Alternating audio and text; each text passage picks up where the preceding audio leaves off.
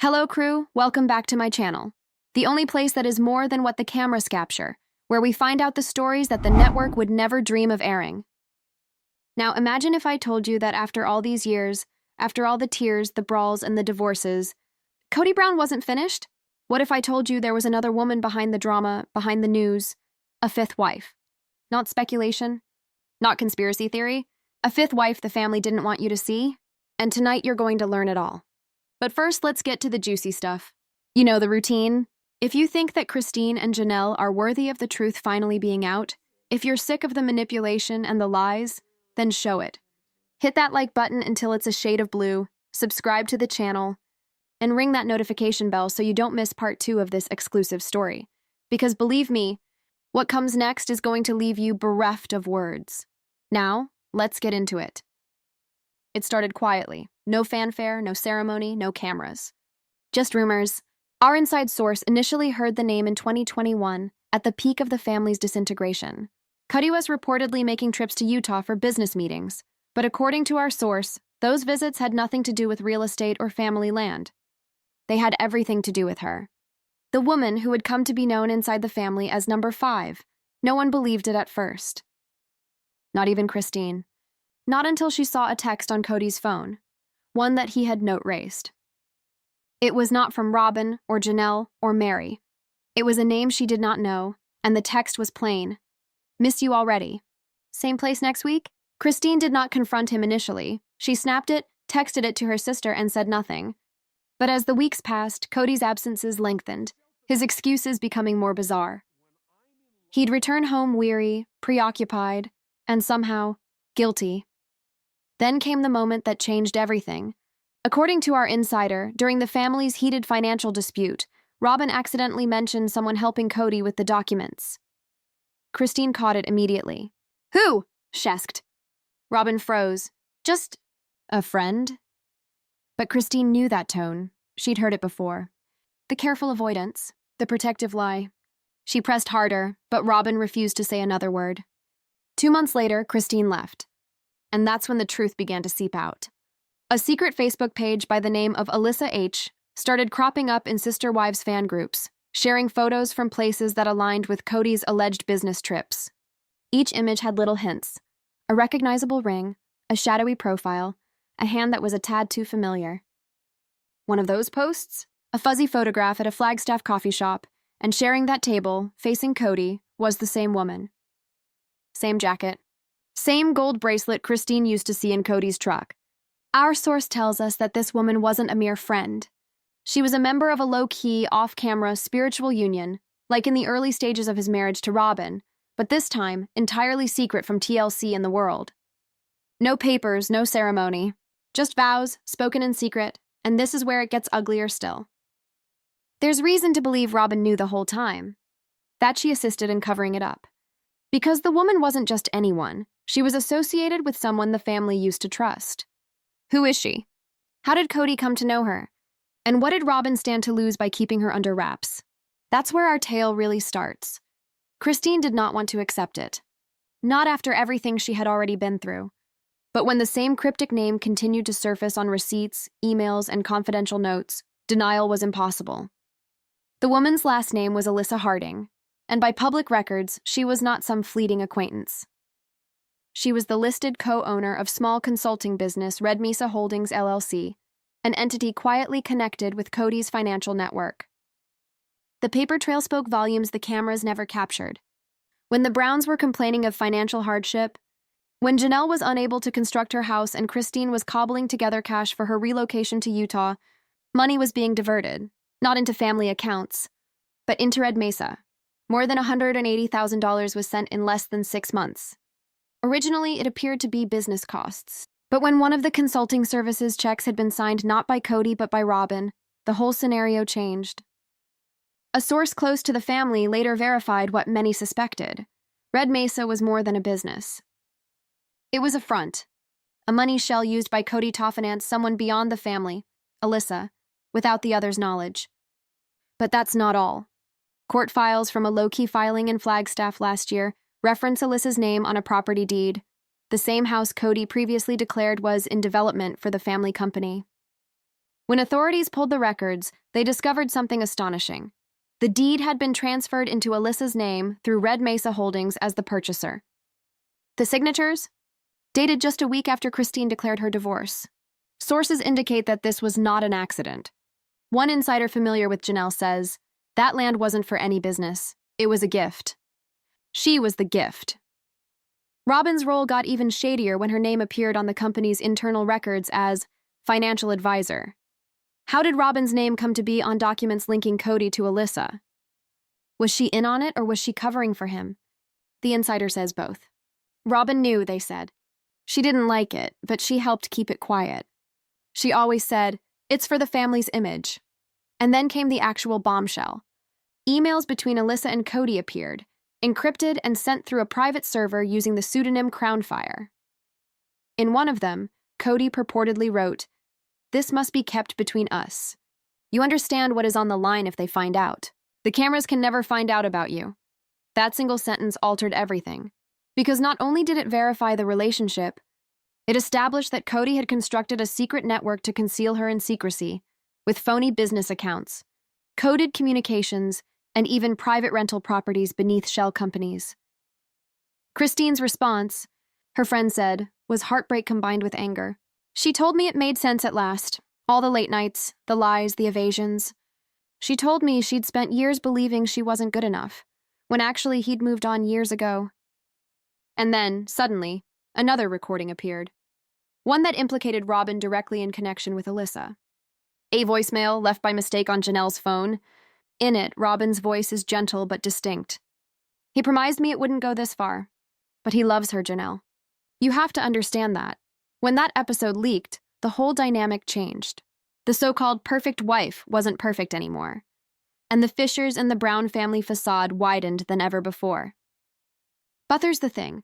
Alyssa's tale was far from over. Because behind her tranquil smile and tranquil demeanor, she was concealing something as well. Something that could ruin what was left of Kody's empire. No one outside of family members knew initially who Alyssa Harding actually was. The name seemed common, unremarkable. And then, when one of the investigating bloggers tracking the Brown family drama discovered something, everything changed. Alyssa wasn't a newcomer to the Browns. She'd been around for years, quietly, behind the scenes, long before anyone even saw her. Alyssa used to be an assistant at a Flagstaff area property management firm, the same one that did the Coyote Pass paperwork. She used to work directly with Kody on land sales, permits, and loan renewals. She was professional, courteous, and practically invisible. But one source near the office says Kody took a special interest in her from the beginning. He'd bring her coffee. He'd work late after meetings. Everyone assumed it was business, but he treated her differently. And then, there's the side that left Christine speechless when she learned about it. Alyssa isn't some other outsider. She's related to someone in Robyn's own extended family circle, distantly related by marriage to one of Robyn's cousins. That's right. The secret fifth wife is from within the same extended group Kody once referred to as family. After learning this, Christine figured out that Robyn's silence was understandable. Robyn hadn't simply known Alyssa. She'd brought her into the fold years ago. Robyn once described Alyssa to an insider as someone Kody could trust with business. It was never business. Christine then told a close friend that she'd run into Alyssa at a small family reunion in 2019, sitting off in the corner, silent but listening. She didn't seem to belong, Christine allegedly said. Like she was observing us. The true surprise came, though, when one of the Red Mesa Holdings documents was leaked to a reporter. Buried in Thesmall print was an address, an office suite in Sedona. When journalists visited to follow up, it was deserted apart from a handful of boxes and a lone framed picture hanging on the wall. It was a photo of Kody and Alyssa, posing together at a property conference, grinning from ear to ear like they didn't have a problem in the world. The picture was dated March 2020, the peak off Kody's austere family lockdown. So while Kody was informing his wives that they couldn't visit one another for safety, he was traveling for work with Alyssa. And that picture was evidence. The emotional repercussions struck the family strongly. Janelle was quoted as having said, "It wasn't just betrayal, it was deception at every level." He preached loyalty, and all that time he was living a double life. Even Meri, who had remained silent for the most part, allegedly cried when she learned. "All those years I thought Robyn was the last one. Turns out she wasn't even the last lie. And Alyssa? When her name began trending on social media, she made no statement. But something unexpected occurred. A new Instagram handle emerged with a single post. A picture of a handwritten note that said, "The truth always finds its way home." No caption. No hashtags. Just that one sentence. In a matter of hours, the account was removed, but not before fans screenshot it. Behind closed doors, Christine and Janelle were contacting their attorney, the same one they'd used on their money case previously, to determine if this latest twist could revive their claims. Because if Red Mesa had ties to family money, Kody's fifth wife wasn't merely a personal affront. It was possible fraud. And that was when things began to get official. Because our sources indicate Alyssa didn't simply disappear. She was subpoenaed. When the subpoena was served, Kody allegedly lost it, shouting, slamming Thedable, and accusing Christine and Janelle of trying to destroy his legacy. He protested, but it was too late. The investigation had already begun. The court document was brief but devastating. A motion to reopen Brown v. Brown, this time to add claims of concealed assets and fraudulent transfers relating to Red Mesa Holdings.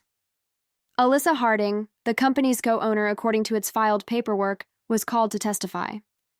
The morning she arrived at the courtroom, everyone fell silent. There she was, the woman the internet had been whispering about for months, looking very proper in a dark gray suit, hair pulled neatly back, face serene, but eyes lidded heavily with something like fear and determination. Christine sat in row 2, Janelle on her right. Robyn didn't show up. Kody, arms folded, wouldn't even glance in Alyssa's direction. Then questioning started. The attorney for the plaintiffs, the same tough-as-nails lawyer who had won the case before, came forward. "Ms. Harding, could you please provide your full name for the record?" "Alyssa Meri Harding." "And you are a co-owner of Red Mesa Holdings, LLC. Is that right?" "Yes." "Who solicited you to create this firm?" There was a long, tense silence. Alyssa breathed deeply. "Kody Brown." The whole courtroom came to a standstill. The attorney went on, calm but resolute. "And did Mr. Brown tell you the reason for this company?" "He told me it was business consulting and media services for family projects," Alyssa said. "He told me it was to keep the family income from outside tampering." The attorney leaned forward. "And did you find that credible?" Alyssa paused. "Initially, yes, but then I understood it wasn't business." A shiver passed through the gallery. "Please explain, Miss Harding. What was it about?" Alyssa's tone gentled. "It was about me." Kody finally looked up, his jaw set. Christine sat straight ahead, hands shaking. The attorney held up Exhibit 19, a chain of bank transfers indicating money flowing from family traditions. LLC, the Browns' previous account is into red. Mesa, each transfer marked private. Allocation, each one signed by either Kody or Robyn. "Ms. Harding?" The attorney inquired, "Did you personally receive any of these funds?" Alyssa nodded painfully. "Yes, but I didn't ask for them. He said it was part of my job, that I'd earned it for my loyalty." "Loyalty to what, Ms. Harding?" She glanced down, eyes shining. "To him." The room fell silent once more. And then the day's biggest bombshell. Alyssa, under oath, confirmed that Kody had made private vows to her back in early 2021, in a spiritual commitment ceremony to which only 2 people were invited, one of whom was Robyn. The courtroom gasp was thunderous. Christine leaned forward, speaking softly to Janelle. Even the judge seemed shocked. "Are you stating, Ms. Harding, that you had a spiritual marriage with the defendant, Mr. Brown?" "Yes," she replied softly. "He said it didn't have to be done in public." Hesiod the others wouldn't comprehend. The defense attorney objected at once, insisting the ceremony was symbolic and personal, not binding under law. But it didn't matter. The harm had been done. Alyssa's voice came out almost inaudibly. "He said I was the one who really believed in him. That the others had revolted against God's plan." Christine shut her eyes. She'd already heard those words. More documents emerged with the questioning. Emails, photographs, even text messages indicating Robyn talking to Alyssa about keeping things quiet. One message, months prior to the breakup, stated, "We simply have to guard the image of the family. The network can't find out. Not yet." Before court adjourned for the day, it was clear that one thing, the myth of Kody Brown's leadership and cohesion, had totally disintegrated. But the true shock came later that evening, when new evidence came to light and was leaked to the media, something that would rewrite everything they believed they knew about Alyssa's place in the narrative. That evening, as the lights at the courthouse began to fade and the photographers put away their cameras, Christine and Janelle believed the worst was finally over. The fifth wife had been outed. The deceptions were made public. Kody's double life was no longer a hidden affair. But then it did. At 9:43 p.m., a link materialized on a private Sister Wives fan board, an anonymous file upload to Crownbreaker 87. The message was straightforward. If you want to know who's really been pulling the strings, listen carefully.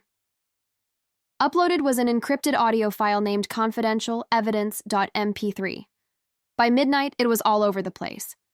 Reporters, supporters, even lawyers started breaking it down scene by scene. Initially, it was barely perceptible static, a muffled hum, followed by the creak of a door.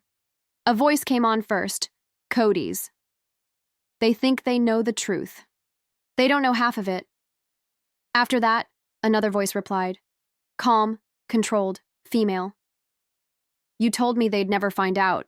It belonged to Alyssa. They weren't supposed to, Kody replied. But it doesn't matter anymore, as long as she honors her word. There was a silence. Then the woman's voice again, colder now. You mean Robyn? And silence. The clip stopped there, but it was enough. Fans began cobbling together the audio, cross-checking tones, background chatter, and timestamps. Experts verified it was real. That recording hadn't originated from a journalist or from Alyssa's lawyers. It had originated from within the family. The mystery only grew greater, however, when Alyssa herself finally broke her silence the following morning. She issued a solitary message on her disabled account before vanishing once more. I didn't leak the tape. She did. Nobody has an idea who she is, but Christine does. Because on the night before the leak, Kristen received a call from a blocked number. The caller was shaking, on the verge of crying. Christine, you were right about him. And now, everyone's going to know. Christine breathed softly, who is this? But the line terminated before she could reply. And on the caller ID, there was only one name, Meri. The line went dead.